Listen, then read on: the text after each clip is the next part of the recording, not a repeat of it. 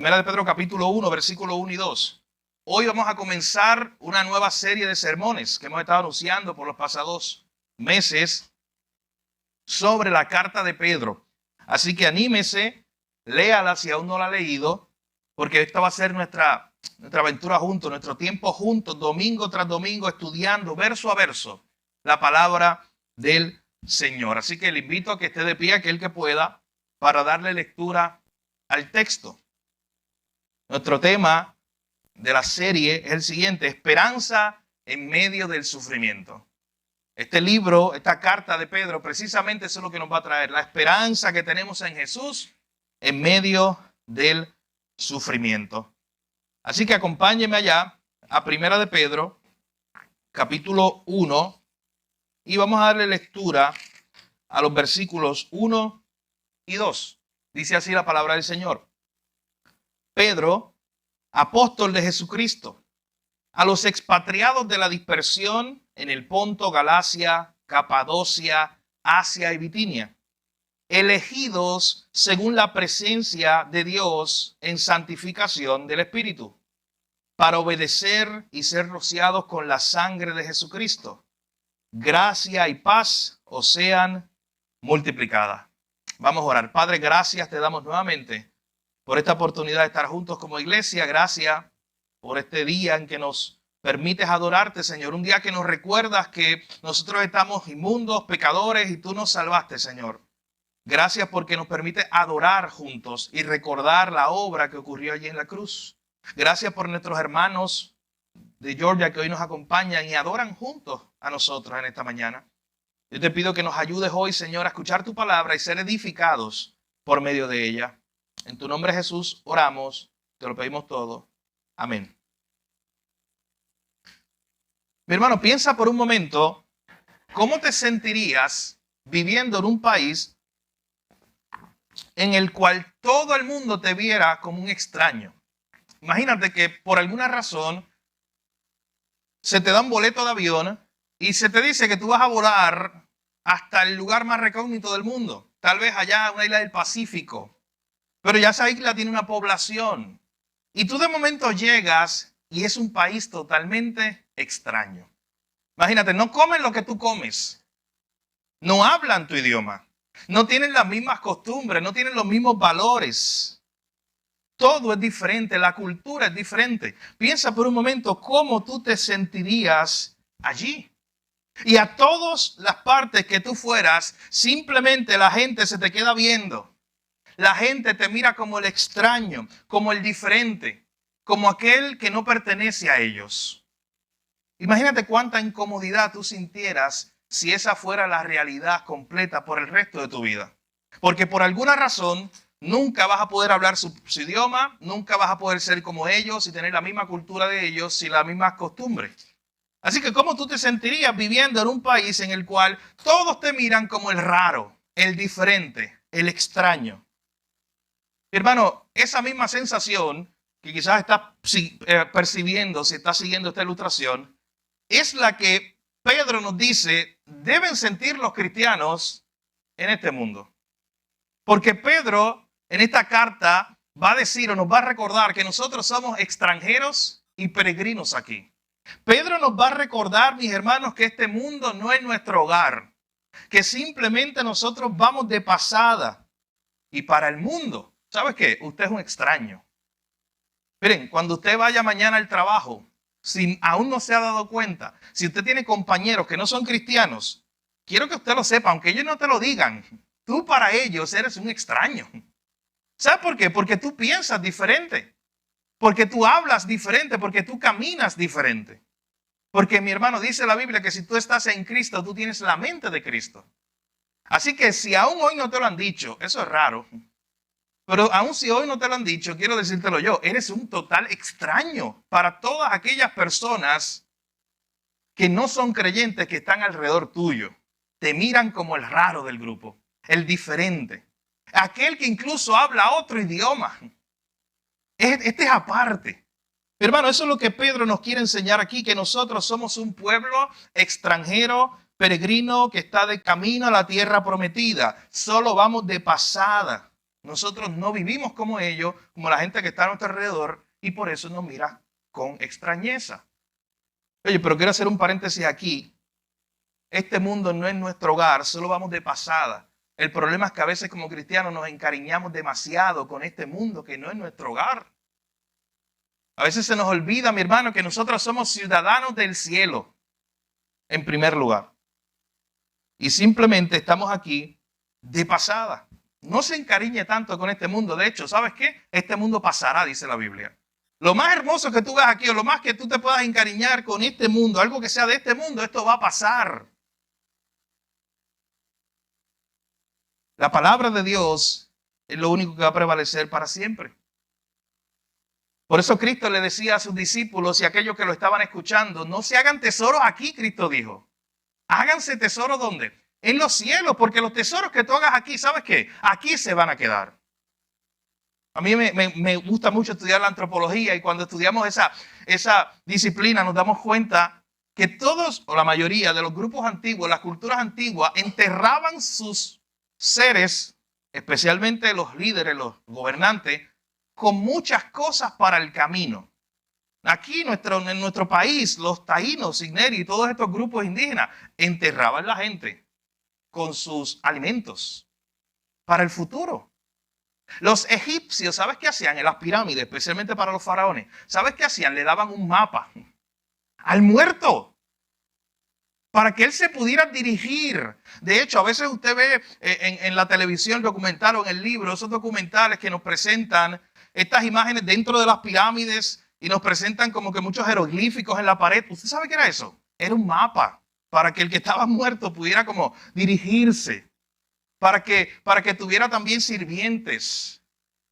Uno de los emperadores más importantes de China, tal vez usted también lo ha visto, imágenes. Hay todo un ejército de barro, terracota. Al rey lo enterraron con su ejército. Esta idea de que las cosas de este mundo se la podían llevar. Mi hermano, y la Biblia es muy clara. La Biblia dice, y Jesucristo dijo que nosotros estamos aquí de pasada, somos extranjeros y peregrinos aquí, y Jesús dijo que no nos hagamos tesoros aquí en la tierra, sino allá en los cielos. Así que esta carta que escribe Pedro a esta iglesia o a este grupo de iglesias que veremos hoy, es una carta donde Pedro le está recordando cuál es la verdadera identidad del cristiano. Y que el cristiano simplemente es un peregrino que está de camino a la tierra prometida y que su mirada siempre tiene que estar puesta allá en la meta. Esta carta que tenemos delante, mis hermanos, se escribió más o menos entre el año 62 y el año 68 después de Cristo. O sea, estamos hablando que esta carta que tenemos delante y que estudiaremos por los próximos meses es una carta que se escribió 30 años después que Jesucristo murió, resucitó y ascendió a los cielos. Y ese tiempo, estos años 60 del primer siglo, ¿sabes qué? Eran tiempos muy turbulentos, especialmente en Roma. Este es el tiempo del emperador Nerón, que quizás usted ha escuchado mucho de él. Un emperador que verdaderamente algunos dudaban de si estaba cuerdo de la mente, porque era malvado el hombre. Había mandado asesinar a familiares cercanos de él. Él estaba loco y la gente ya no sabía qué hacer con él. Y un día él tenía deseos de grandeza y hacer una Roma más grande para hacerla a su nombre y según su propio diseño. Así que mandó a quemar la ciudad, y cuando mandó a quemar la ciudad se volvió un caos porque Roma era la capital del mundo antiguo. Mucha gente murió, perdieron sus cosas. Lo empezaron a acusar a él tenía la culpa. Así que él buscó un grupo al cual acusar. ¿Y sabes cuál era el grupo que estaba creciendo? No solamente en Roma, sino en el mundo entero. Y los gobernantes no sabían qué hacer con ellos. Eran los cristianos. Así que Nerón acusa a los cristianos. Y comienza una persecución feroz en Roma.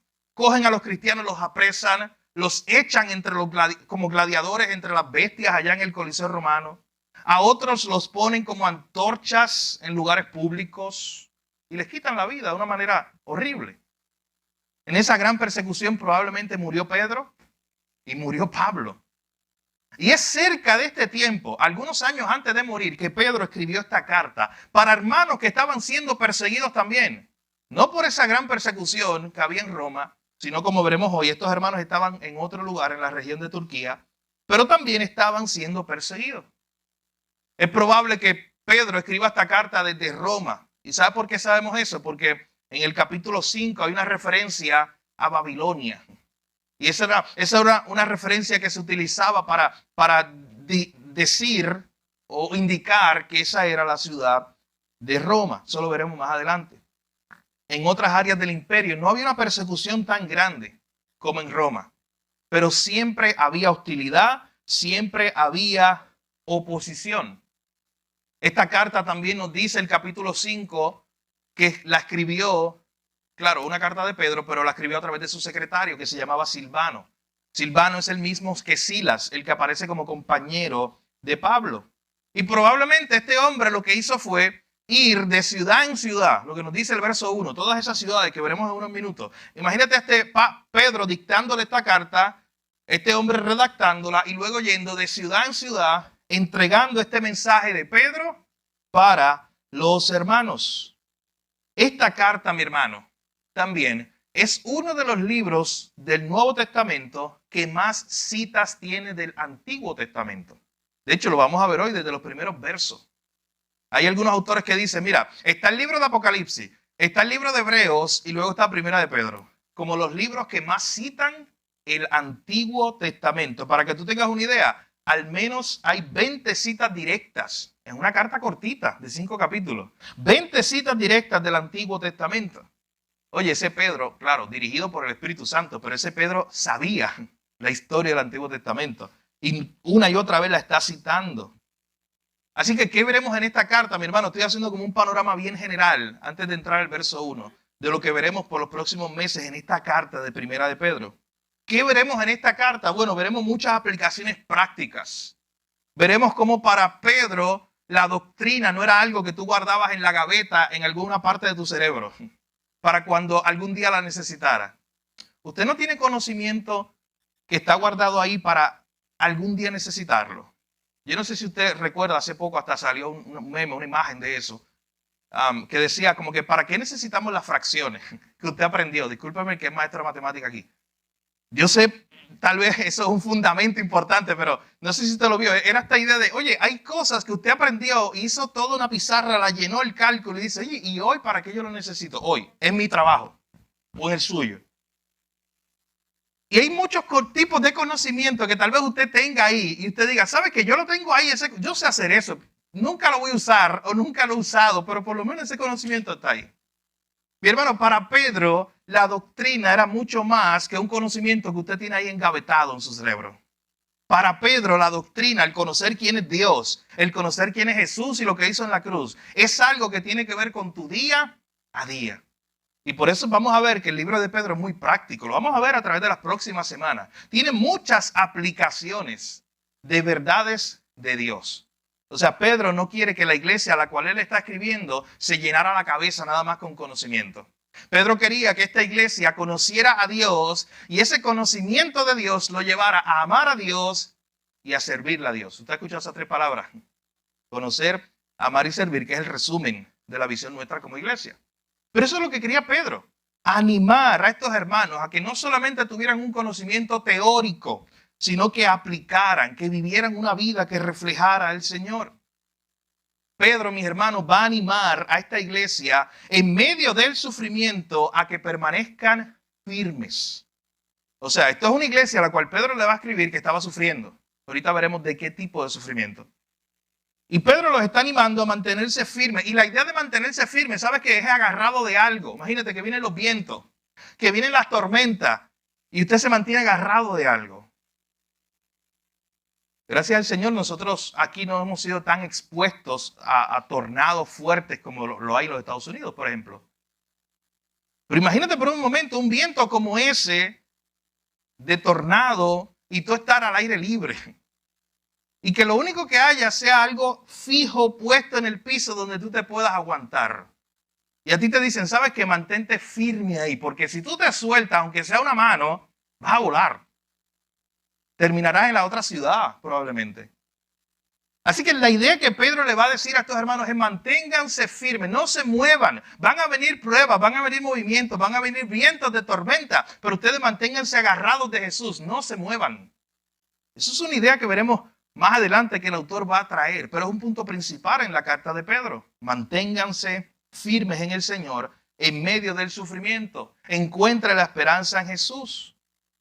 Sabes que esta carta también habla mucho acerca de la identidad de Jesús.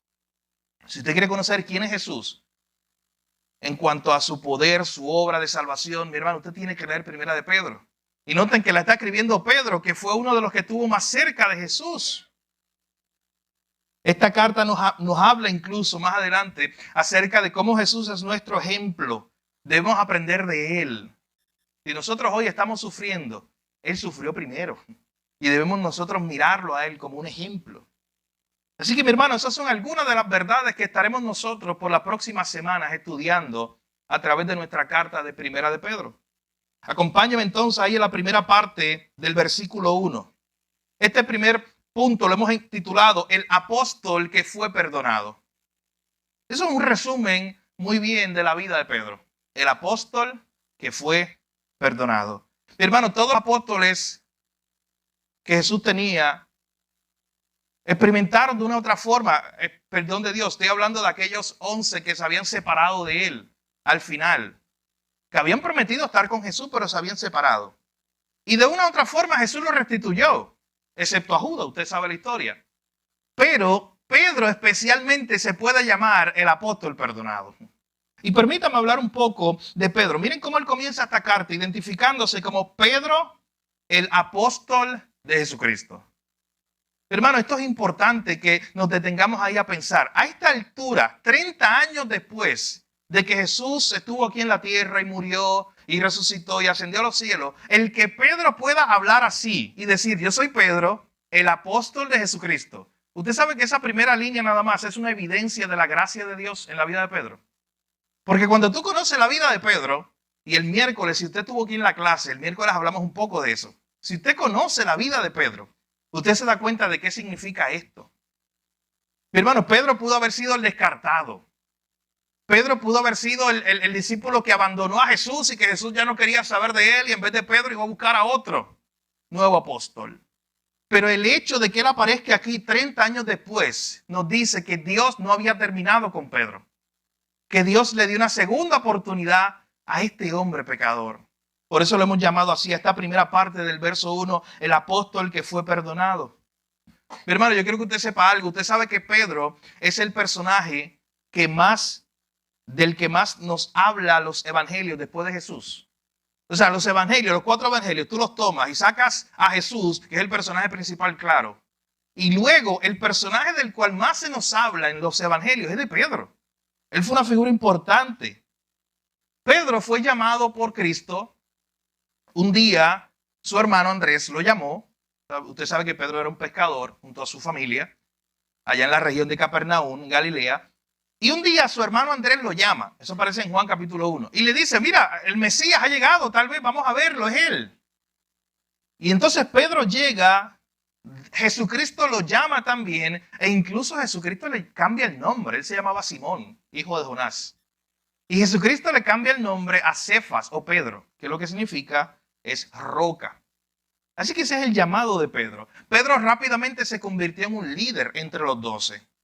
De hecho, busquen los evangelios, haga el ejercicio. Cada vez que aparece en la lista de los apóstoles, siempre aparece Pedro primero y Judas último. Y eso es intencional. Es presentando esta idea de Pedro como el líder entre los discípulos. Usted recordará, mi hermano, que Pedro, cuando alguien tenía que hablar, ¿quién lo hacía? Pedro. Y cuando alguien no tenía que hablar, ¿quién lo hacía? Pedro también. O sea, Pedro hablaba cuando había que hablar y cuando no había que hablar. Este era Pedro, impulsivo. Pedro, usted lo conoce o usted lo recordará en varias historias. Jesús, muy temprano en la historia bíblica, Jesús sanó a su suegra. ¿Recuerdan que ella tenía una fiebre grande? Jesús fue a la casa de Pedro y sanó a su suegra. Luego usted ve algunas historias de Pedro. Tal vez usted tenga algunas en su mente, pero recuerde este momento donde Jesús está caminando sobre el mar. ¿Se acuerda de esa historia? Entonces los discípulos se asustan y creen que eso es un fantasma, porque imagínense, es medianoche. Ellos habían dejado a Jesús en otro lugar. Entonces Jesús le dice, no, tranquilo, yo soy. Nadie más dijo nada, excepto Pedro, que dijo, no, si tú eres Jesús, haz que yo camine sobre el mar. Él quería evidencia. Así que Jesús le dice, sí, vente, camina. Y usted sabe el resto de la historia. Pedro comienza a caminar, pero a la vez que las olas comienzan a ser más fuertes, Pedro deja de mirar a Jesús, se desconcentra y se comienza a hundir. Y Jesús lo rescata. Ese es Pedro. Pedro es aquel que Jesucristo se lo llevó para los momentos más íntimos o más importantes de su vida. Pedro estaba allá en la transfiguración. Pedro estaba con Jesús en el momento antes de su arresto. ¿Usted recuerda ese momento donde Jesús le dice a sus 3 discípulos, incluyendo Pedro, le dice, oye, quédense conmigo, y le dice esta palabra, velen conmigo y oren conmigo? ¿Y sabes qué los discípulos le dicen? Especialmente Pedro, sí, Señor, vamos a orar. Jesús se va un poco más adelante, comienza a orar y comienza a decir, Padre, si es posible, pasa de mí esta copa, pero que no se haga mi voluntad, sino la tuya. Luego Jesús va a buscar a sus discípulos y dice el texto que ¿sabes qué hacían? Estaban durmiendo. Pedro es aquel que en Marcos capítulo 14 le dice a Jesús, cuando Jesús le presenta este plan o esta idea y le dice, yo voy a ir a Jerusalén, yo voy a ir a morir. Incluso le habla de resucitar y todo, pero Pedro le dice, ¿sabes qué, Jesús? Mira, si yo tengo que ir a la cárcel contigo, yo voy a ir. Es más, Pedro le dice, si yo tengo que morir por ti, yo voy a morir. Y Jesús con mucha gracia le dice, ¿sabes qué, Pedro? Antes que el gallo cante 3 veces, tú me vas a negar. Y Pedro insistía, le decía, no, no, Señor, yo aunque sea el único. Y todos los discípulos igual dijeron lo mismo. Luego de esa escena, van a arrestar a Jesús. Y cuando van a arrestar a Jesús, ¿usted sabe quién saca la espada para defender a Jesús? Es Pedro. Saca una espada y dice el texto que tiró y le cortó la oreja a un soldado que se llamaba Malco. Y Jesús en ese momento lo sanó. A ese soldado le puso la oreja para atrás y le dijo, Pedro, así no es con espada física, Pedro. Y yo recuerdo que este pasado miércoles hacíamos un poco análisis de ese pasaje de Marcos 14. Y yo le decía a la iglesia, a los hermanos que estaban aquí, oye, a mí me impresiona eso. Porque ese Pedro no es un Pedro que Jesús se acaba de encontrar en la esquina. Ese Pedro es un Pedro que ha pasado 3 años con Jesús. Que Jesús ha estado con él. Que Jesús lo ha amado, lo ha cuidado, lo ha perdonado muchas veces. Y de momento, ese Pedro actúa como cualquier hombre. Y saca la espada y tira a matar probablemente a ese soldado.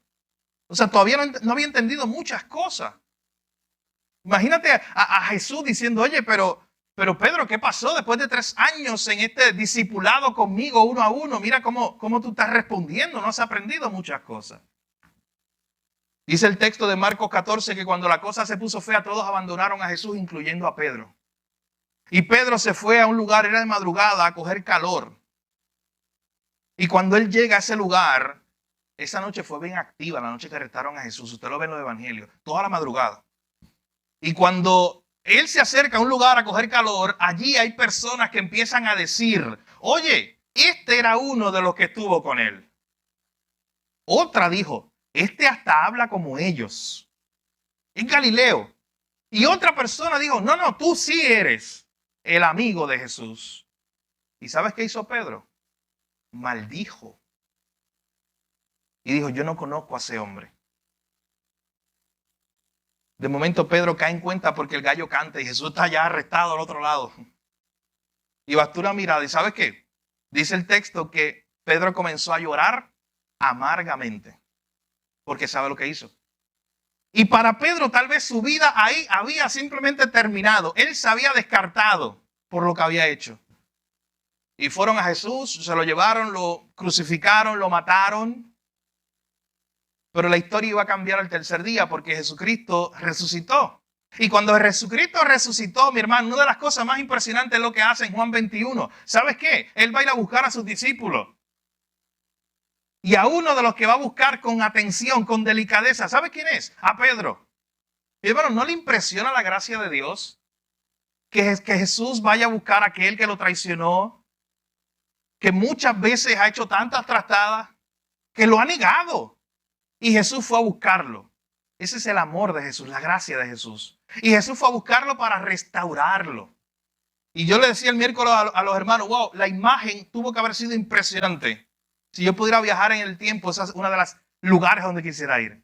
Esa simple escena de Jesús luego de haber resucitado, cocinando un desayuno, nos dice el texto, en la orilla del mar. Pedro ya se había ido a pescar. Imagínense, él ya había descartado todo de ser un discípulo. Se había ido a pescar. Y de momento le dicen que Jesús está ahí y que Jesús lo llama. ¿Imagina eso? El descartado, el que dijo, ya para mí no hay perdón, no hay nada, yo la dañé, yo pequé, ya yo no tengo perdón. Y de momento Jesús lo llama. Y Jesús comienza a hablar con él. ¿Se imagina todo lo que Pedro iba pensando de camino entre el mar y la orilla? Hasta que Jesús le dice, oye Pedro, vamos a hablar, ¿tú me amas? Y usted sabe la historia. 3 veces, así como lo había negado 3 veces tuvo que afirmar Pedro que amaba a Jesús. Y Jesús entonces lo perdonó, lo restauró. ¿Y sabe qué? No lo dejó a un lado. Jesús lo restauró completamente. Y le dijo, oye Pedro, ahora vas a ser un pastor de mi iglesia. Ven Pedro, apacienta mis ovejas. Hermano, ese mismo Pedro quedó transformado. Bueno, a tal punto de que tú abres el libro de los Hechos y te das cuenta que ese es otro Pedro. Que a veces tienes que virar y decir, oye, ¿este es Pedro? ¿O este es Juan? ¿O este es otro? Porque es diferente. Quedó transformado luego de que Jesús lo restauró. Y cuando en Pentecostés hay que predicar la palabra, ¿sabe quién predica? Pedro se levanta frente a miles de personas y predica un gran sermón. Y miles de personas se convierten. Cuando hay que ir preso por la causa de Cristo, ¿sabe quién es el primero que va preso? Ahí está Pedro también. Preso por la causa de Jesús. Y luego los azotan a Pedro y a Juan. Los sacan y le dicen, oye, no vuelvas a predicar en el nombre de Jesús en Jerusalén. Y Pedro comienza a darle un discurso. Lleva a los líderes religiosos a la escuelita y les habla acerca de Jesús. Y le dice, no nos vamos a callar, tenemos que seguir predicando de él. Este Pedro es aquel que también Dios usó para llevarlo delante de Cornelio, ¿se acuerdan? Cornelio, este gentil, este es hombre que recibió una visión y Dios lo lleva hasta allí también. Y es interesante que después del capítulo 12 de Hechos, donde Pedro aparece preso otra vez, una segunda vez, y un ángel lo saca. ¿Recuerdan esa historia? Y él llega corriendo a la casa donde estaban los cristianos y le dicen, oye, yo soy Pedro, ábreme. Y la muchacha no creía que era un ángel. Después de ese capítulo, en Hechos capítulo 12, no vuelve a aparecer Pedro, no sabemos nada de él. Hasta que tú pasas la página y en Hechos 15 él vuelve a aparecer en el concilio de Jerusalén junto a Pablo y otros líderes. Pero ¿sabes cuál es el problema? Que entre Hechos capítulo 12 y Hechos capítulo 15 pasan 2 años, que es el primer viaje misionero de Pablo. ¿Qué hacía Pedro? Bueno, nosotros no tenemos idea qué hacía Pedro, pero podemos inferir algunas cosas aquí. ¿Sabe por qué? Porque probablemente Pedro se había ido a predicar el evangelio a otras regiones. ¿Sabes cómo lo sabemos? Porque en 1 Corintios, cuando Pablo está hablando y diciendo que los corintios se dividieron en grupitos, uno de los grupitos tenía el nombre de Pedro.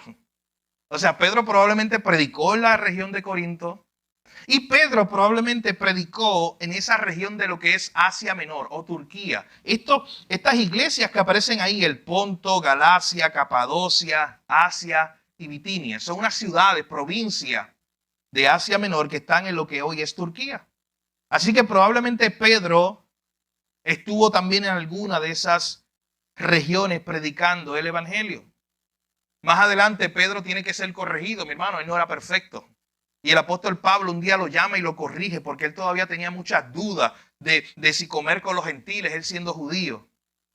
Y luego, 30 años después de la ascensión de Cristo a los cielos, él escribe esta carta para animar a los hermanos. Así que ese fue un breve resumen de la vida de Pedro. Pero mi hermano, lo más importante que usted tiene que saber es que cuando él escribe estas líneas, Pedro, el apóstol de Jesucristo, lo está escribiendo un apóstol que sabe lo que es el perdón de Dios, que sabe lo que es la restauración de Dios, que sabe que él no merece ese título de ser llamado apóstol, porque él hizo lo malo, él pecó contra Dios, él negó a Jesús, pero Jesús lo perdonó y lo restauró.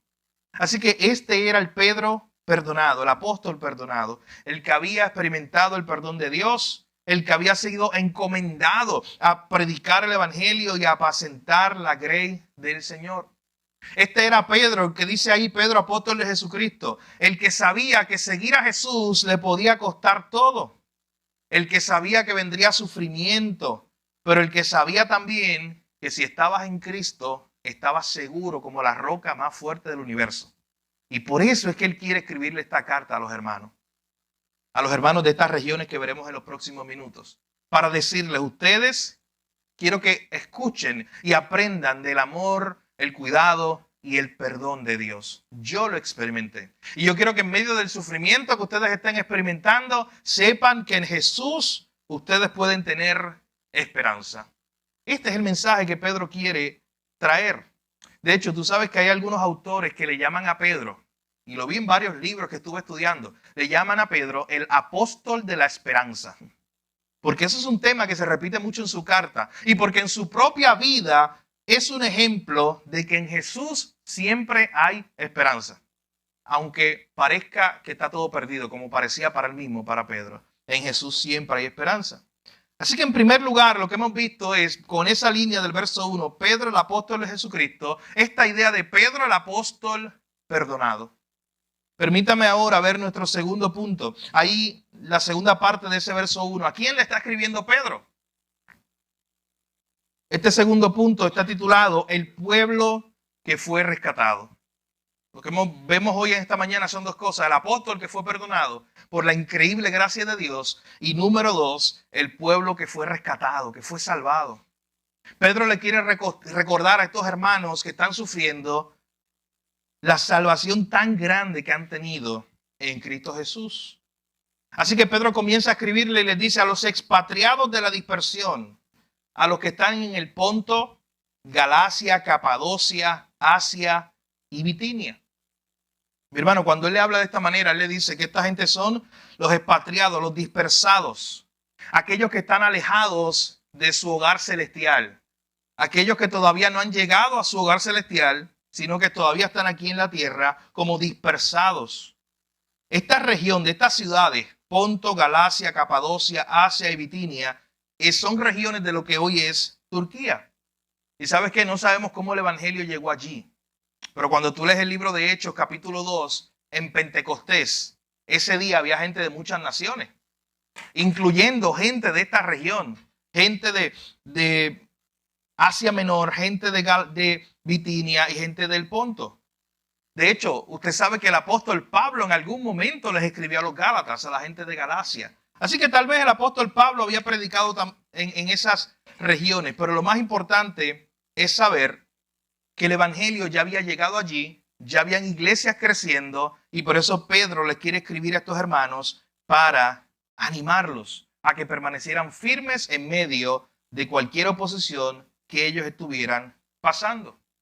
Estos hermanos estaban sufriendo persecución. Ese era el sufrimiento, esa era la prueba.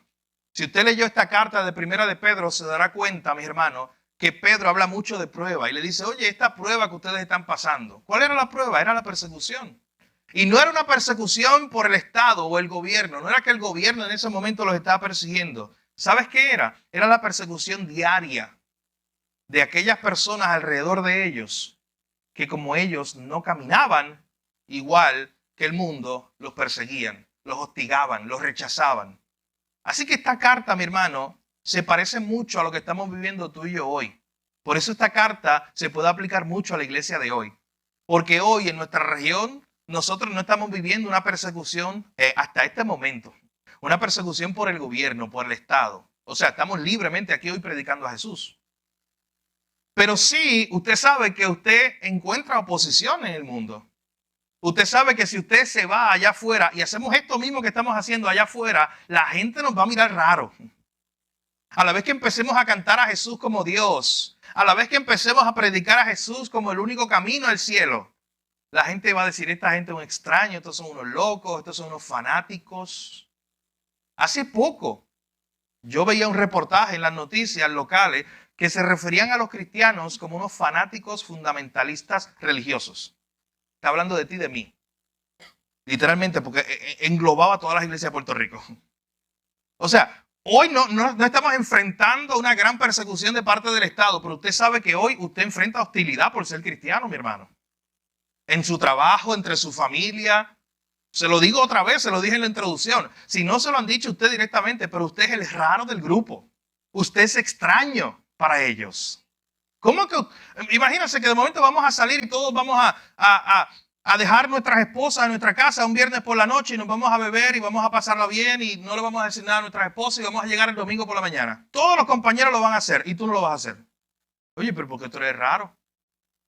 ¿Por qué tú eres diferente? ¿Por qué no quieres ser parte de nosotros? Es más, tú estás atrasado.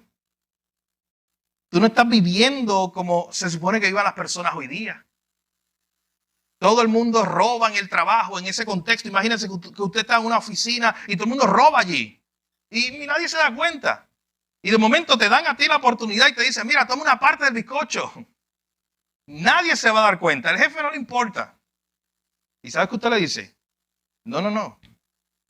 Yo no hago eso. Eso es pecado. Eso está mal delante de Dios. ¿Cómo lo van a mirar a usted? El raro, el extraño, el extraterrestre. Literalmente. Que lo miren así, extraterrestre. ¿Sabe qué significa eso? Alguien que no pertenece a la tierra. Usted dígale, sí, yo soy un extraterrestre. O sea, mi ciudadanía está en los cielos. Mi hermano, el mundo nos va a ver así, raros, diferentes. Y aquí Pedro le está escribiendo a esta iglesia que está siendo perseguida por el mundo, que los mira como raros y diferentes y por eso los rechaza, los hostiga, los persigue. Esta era una persecución grande que enfrentaba la iglesia, una prueba grande. Y por eso Pedro le escribe esta carta. Miren conmigo ahí la segunda parte del verso, o la primera parte del verso 2. Porque Pedro, mi hermano, todo lo que hemos dicho hasta ahora es la introducción de la carta de Pedro. ¿Quién era Pedro el que escribe y quién es el que recibe? Pero ahora, en estos últimos minutos, lo que vamos a hacer brevemente es solamente presentar ese versículo 2. ¿Qué es lo que Pedro le quiere decir a estos hermanos aquí en la introducción? Pedro les quiere recordar la identidad. Pedro les quiere recordar a estos hermanos que a pesar de que ellos estén pasando por tantas pruebas, siendo perseguidos, siendo vistos como los raros, los extraños, ellos tienen una identidad en Dios. Y Pedro les va a recordar la salvación que les ha sido dada por el Dios Trino. Y yo quiero que usted vea bien, mi hermano, y por eso en las alabanzas de hoy, yo no sé si usted se fijó, pero en las canciones de hoy, por lo menos en dos de ellas, intencionalmente se habló de la Trinidad. Porque ese es el énfasis de este pasaje. No sé si usted se había fijado, pero cuando usted ve ese versículo 2, ahí está la Trinidad.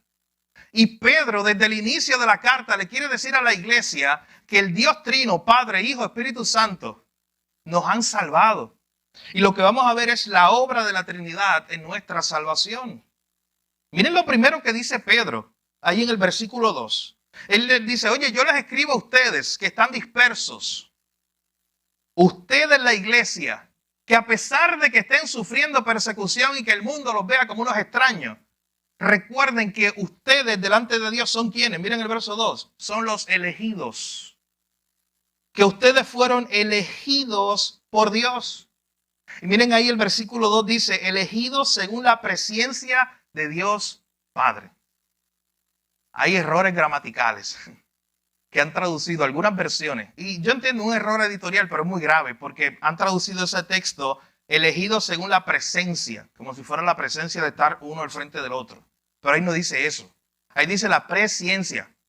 O sea, hay otras versiones que lo traducen como el previo conocimiento de Dios. O sea, lo que está diciendo ahí es que nosotros fuimos elegidos por el previo conocimiento del Dios Padre. ¿Eso es lo que está diciendo, mi hermano? Que antes de que todo existiera, que antes de que tú estuvieras por ahí, en los lares de esta tierra, que antes de que tú hicieras algo bueno o algo malo, ya el Padre te había elegido. Y eso es algo impresionante. Eso es algo impresionante porque entonces tú tienes que pensar, oye, pero no es que yo hice algo bueno o algo malo, entonces todo depende de Él. Él quiso por su soberana voluntad escogerte. Hermano, eso es pura gracia. Que Él quiso porque así lo quiso de su corazón. Tú que ibas de camino al infierno, tú que estabas perdido, tú que no tenías esperanza, y Él quiso escogerte. Hoy es un día más para adorar a Dios por eso, mi hermano. y darle gracias porque tú fuiste elegido según el previo conocimiento de Dios Padre. No por algo que tú hubieras hecho. Simplemente, mi hermano, por pura gracia. Por pura gracia.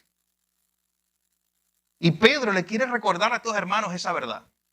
Y Pedro le quiere recordar a estos hermanos que están siendo perseguidos y que están siendo vistos por el mundo como los raros y los extraños, y el mundo los está echando a un lado, y Pedro les está diciendo: tranquilo, que el mundo los eche a un lado, no importa. Delante de Dios ustedes son los elegidos de Él. Y Él los eligió desde antes de la fundación del mundo. Y Él los eligió por gracia, porque Él quiso hacerlo. Eso es lo que hizo el Padre. Pero escuche bien, miren, este versículo en la Nueva Versión Internacional, escuchen el verso 2. En la Nueva Versión Internacional, porque nos ayuda a entender un poquito más esta idea. Dice: según el conocimiento previo de Dios el Padre, mediante la obra santificadora del Espíritu, para obedecer a Jesucristo y ser rociado con su sangre. ¿Ustedes ven la Trinidad? Fuimos elegidos y escogidos según el conocimiento previo del Padre, mediante la obra del Espíritu, para obedecer a Jesucristo y ser rociados con su sangre. O sea, lo decimos de otra manera. El Padre te eligió. El Hijo derramó su sangre allí en la cruz para morir por aquellos que el Padre había elegido. Y el Espíritu Santo es aquel que ahora aplica esa salvación a tu vida. Y el Espíritu Santo es el que hace que tú veas, que abra los ojos porque estás ciego, y veas la salvación hermosa que hay en Cristo Jesús. Hermano, la obra completa de la Trinidad participando en nuestra salvación. Somos salvos, hemos sido salvos por pura gracia. Y hemos sido salvos, mi hermano, por medio de esa obra del Dios Trino. Así que yo creo que ese versículo nos ayuda a entender muy bien esta idea. Somos elegidos según el previo conocimiento de Dios Padre. Somos apartados por el Espíritu Santo. Y cuando dice ahí que somos apartados por el Espíritu Santo, es que somos puestos aparte. O sea, en otras palabras, vuelvo y repito, trate de entender esta idea. Lo que Pedro les está diciendo a este grupo de iglesias es que a pesar de que ellos están sufriendo, a pesar de que ellos están enfrentando tantas y tantas situaciones, ellos fueron elegidos por el Padre y ellos fueron apartados. Y si fueron apartados por el Espíritu Santo, ¿sabe qué significa? Que tienen un cuidado especial de Dios. Que Él los ha apartado para sí, que Él los cuida. Que Dios dice: esta es mi gente, este es mi pueblo, estos son mis hijos, a ellos los cuido yo. Esa es la idea que Pedro quiere que estos hermanos entiendan aquí.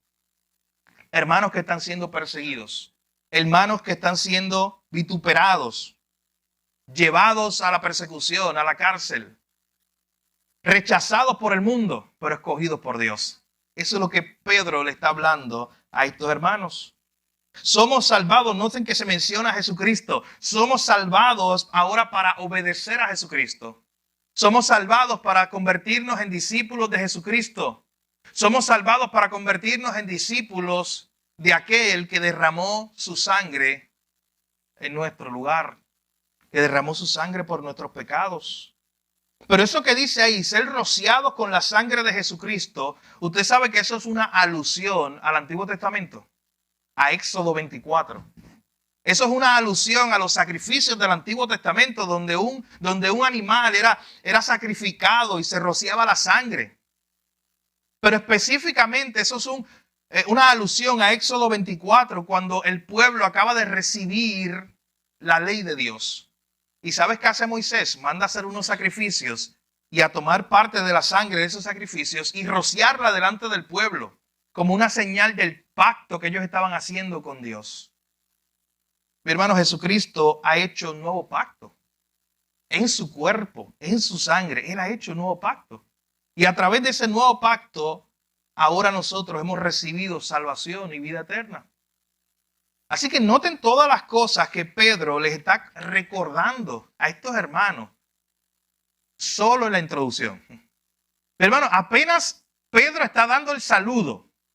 O sea, Pedro lo que está haciendo simplemente es saludando a estos hermanos y recordándoles que a pesar de lo que ellos estén sufriendo, ellos son los elegidos de Dios, Padre, que han sido apartados por el Espíritu Santo para ahora vivir para Jesús, aquel que murió por ellos, aquel que derramó su sangre por ellos. Esto es lo que está haciendo Pedro aquí en esta carta, mi hermano, solamente en la introducción. Él quería recordarle a estos hermanos las necesidades tan grandes que ellos tenían de recordar su identidad. Y es que, mis hermanos, hay muchas cosas que hacen que nuestra identidad se olvide. Muchas veces las pruebas hacen que se nos olvide que somos hijos de Dios. Muchas veces la persecución o los problemas hacen que se me olvide mi identidad, de que soy hijo de Dios. Y si soy hijo de Dios, fui elegido por el Padre, fui apartado por el Espíritu Santo, fui salvado por la obra de Jesús para ahora vivir en obediencia a Él. Eso solamente, todo eso que yo acabo de decir, solamente lo dice el verso 2 de esta carta, que tiene un hermoso contenido para nosotros, mi hermano. Y a veces se nos olvida nuestra identidad en Cristo Jesús. Y lo que va a hacer Pedro es recordarle a esta gente la identidad que ellos tienen. Hermanos, para ir terminando, esta carta nos va a enseñar, entre otras cosas, las siguientes verdades durante esta próxima semana. El sufrimiento es real en un mundo caído. En este mundo que estamos viviendo, el sufrimiento es real, no es una ilusión. Es parte de este mundo caído el sufrimiento. Vamos a sufrir aquí en la tierra. Pero Cristo se presenta como nuestra única roca y esperanza para agarrarnos en medio del sufrimiento. Eso nos va a enseñar esta carta también. Vamos a sufrir porque estamos en un mundo caído, pero se presenta a Jesús como la única piedra, el ancla, al cual nos podemos asegurar. Usted sabe que hay un autor que hizo un análisis y descubrió algo interesante, que esta carta, primera de Pedro, es la favorita de muchos grupos perseguidos, de hermanos nuestros que están en otras partes del mundo, en Indonesia, en el tiempo de la Unión Soviética. ¿Sabes cuál era la carta preferida de esos hermanos perseguidos? Era primera de Pedro. ¿Y tú sabes por qué? Por lo que Pedro les está recordando, que a pesar de la persecución, ellos fueron elegidos por el Padre, ellos fueron apartados por el Espíritu Santo para vivir ahora en obediencia como discípulos de aquel que murió por ellos en la cruz. Y que ellos son el tesoro especial de Dios, el pueblo de Dios, en medio de este tiempo tan difícil. Y que aunque ellos hubieran sido rechazados por el mundo, habían sido elegidos y escogidos por Dios. Es por eso que esta carta llega un momento, lo vamos a ver en 1 de Pedro 4:12, donde Pedro le dice a la gente, el sufrimiento no nos debe sorprender. O sea, preocúpate si no sufras aquí en la tierra como cristiano. En otras palabras, preocúpate si no encuentras oposición como cristiano aquí en la tierra. Porque si todo el mundo te está aplaudiendo, hay algo mal. Si todo el mundo simplemente está bien contigo, hay algo mal ahí. Porque cuando tú hablas de Cristo y presentas a Cristo, mi hermano, vas a encontrar oposición. Y por eso Pedro dice, no se sorprenda cuando venga la oposición. Otra cosa que vamos a aprender en esta carta, mi hermano, es que el mundo nos está viendo. Pedro le dice en varias ocasiones, oye, cuidado cómo tú vives, cómo tú respondes al sufrimiento, porque el mundo te está viendo. El mundo está viendo cómo tú reaccionas al sufrimiento, a la persecución. Y debemos vivir como el pueblo escogido de Dios, como el pueblo apartado de Dios, como el pueblo santo de Dios. Ese es el mensaje de 1 de Pedro. Vive como el pueblo santo de Dios en medio de un mundo caído, a pesar de la persecución. Aférrate a Jesús. Permanece firme en Él. Mi hermano, en esta mañana, y con esto cierro, si hoy tú te identificas con Pedro, que fue la primera parte del texto que vimos, el apóstol perdonado, el que 30 años después de su caída, él cayó y se estrelló con lo que hizo allí.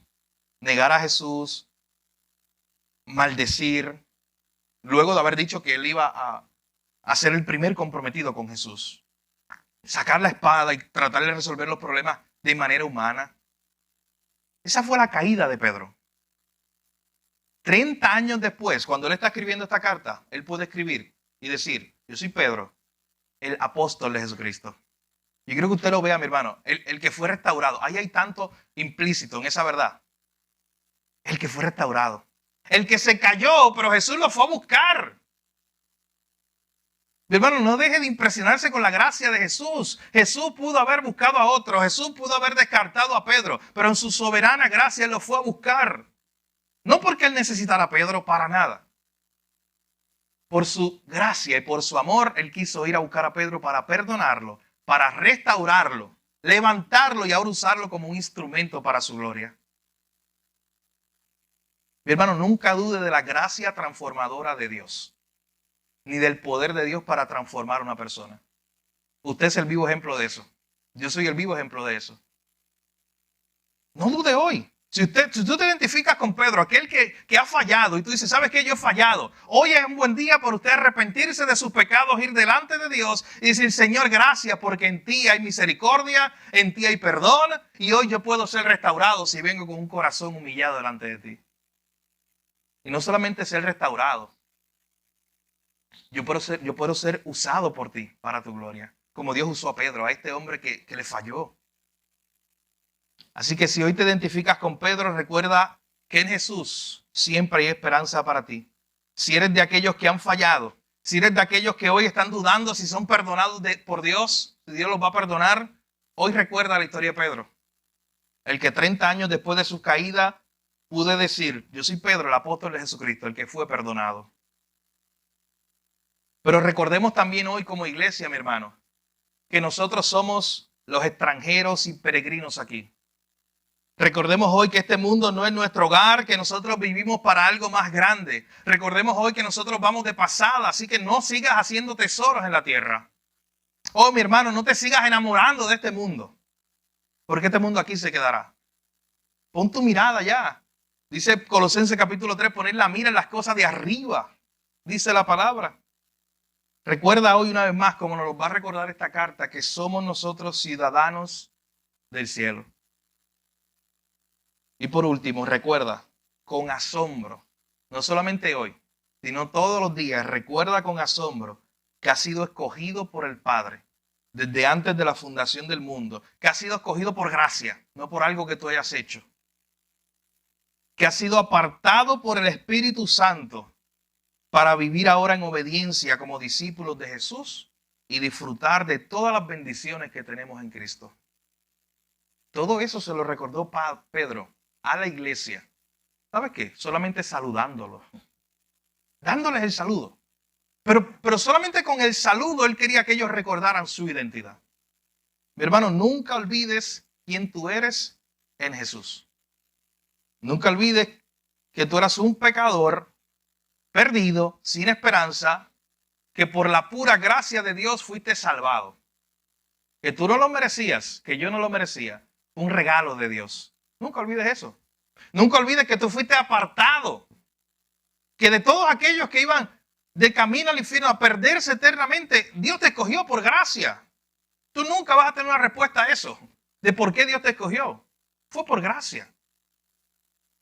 Para ahora vivir en obediencia como un discípulo fiel a Cristo, agarrado de Él, firme en Él, a pesar de los vientos que vengan de prueba, que nos va a enseñar esta carta. Hermano, aférrate hoy a Jesús con esperanza. Hoy, si no estás comprometido con Jesús como debes estarlo, hoy es un buen día para recordar que si tú eres un discípulo de Jesús, Jesús requiere un compromiso completo, no a medias. Hoy es un buen día para recordar el poder y la gracia de Dios para restaurar a un aquel que haya caído y que haya fallado, que venga con un corazón contrito y humillado delante de Dios. Puede experimentar esa gracia, ese perdón que Pedro experimentó. Hoy es un buen día para recordar que el mundo nos rechaza, que para el mundo somos la escoria, somos lo más vil, lo despreciable, pero para Dios somos su especial tesoro, porque somos su pueblo. Vamos a orar. Padre, te damos gracias, Señor, en esta mañana por este tiempo. Gracias por tu palabra, Señor.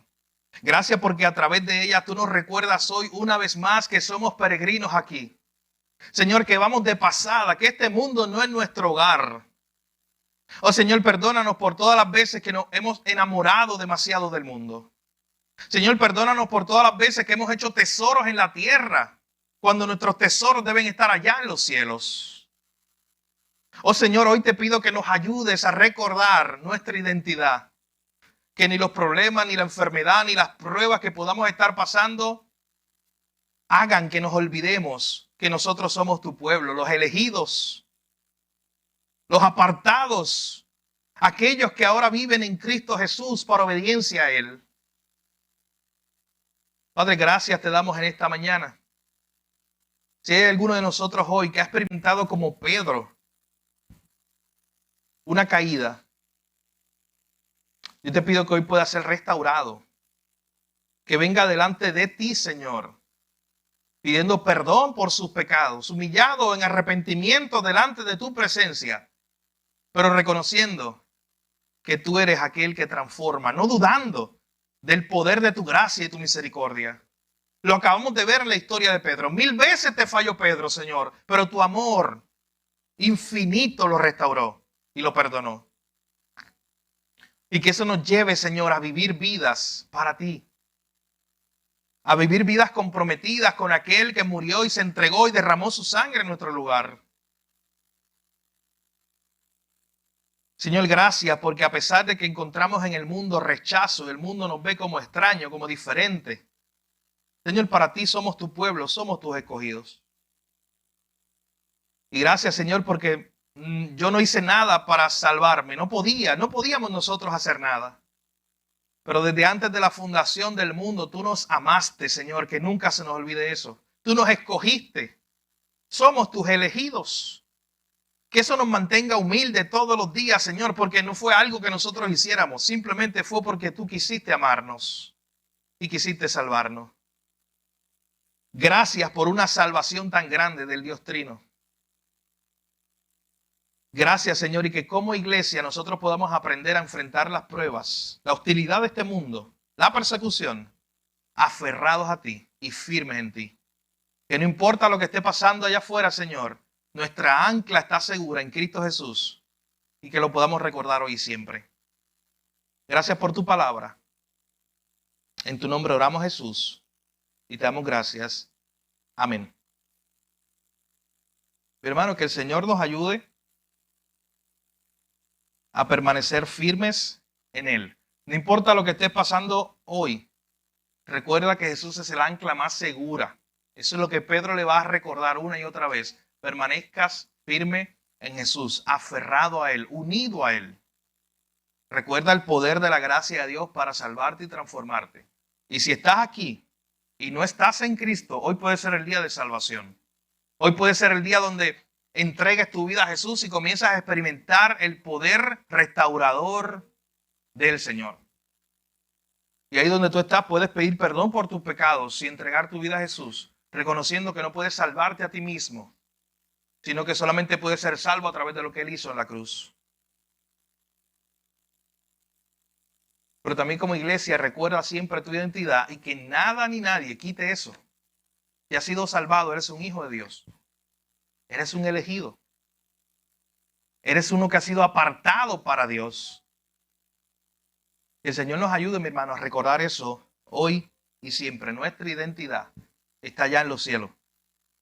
Que no se nos olvide, no importa lo que estemos pasando, que nunca se nos olvide esa maravillosa verdad.